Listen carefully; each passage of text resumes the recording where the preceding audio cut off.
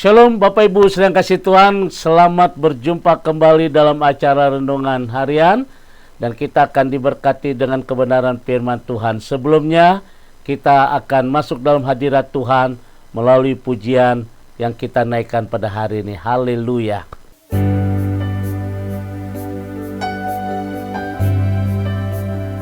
Hari yang indah, hari yang diberkati Tuhan buat setiap kami. Kami kembali datang menyembah Tuhan. Sebelum kami buka hati kami mau dengar renungan firman-Mu di hari ini. Terima kasih Tuhan, terima kasih Yesus.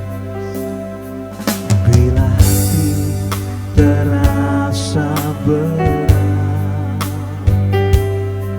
tak seorang pun mengerti bebanku. Ku tanya Yesus, apa yang harus ku buat? Dia berfirman, mari datanglah. Dia selalu pedulikan aku. Ku datang Yesus, Dia pikul segala bebanku. Sujud di altarnya, ku bawa hidupku. Ku terima anugerahnya, Dia ampuniku dan bebaskanku. Dia ubah hidupku, baharui hatiku. Sesuatu terjadi saat datang di altarnya. Sujud di altarnya, ku bawa hidupku. Ku terima anugerahnya, Dia ampuniku dan bebaskanku. Dia ubah hidupku, baharui hatiku. Sesuatu terjadi saat datang di altarnya.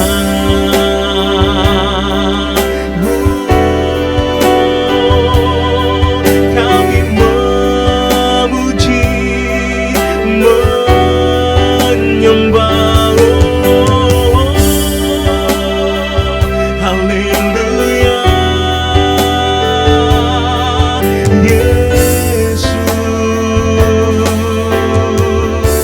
Sujud di altarnya, ku bawa hidupku. Ku terima anugerahnya, Dia ampuniku dan bebaskanku. Dia ubah hidupku, baharui hatiku.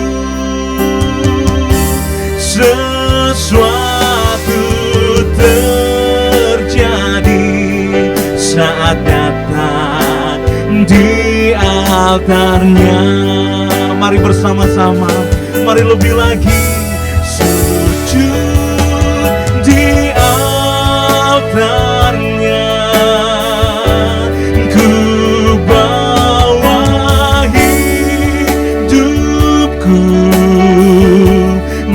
terima anugerahnya. Dia ampuniku dan bebaskanku. Dia ubah hidupku, baharui hatiku. Sesuatu terjadi saat datang di altarnya. Percaya bahwa mujizat Tuhan terjadi. Mujizat terjadi. Biar pemulihan terjadi. Kemenangan terjadi. Kemenangan terjadi saat datang di altarnya.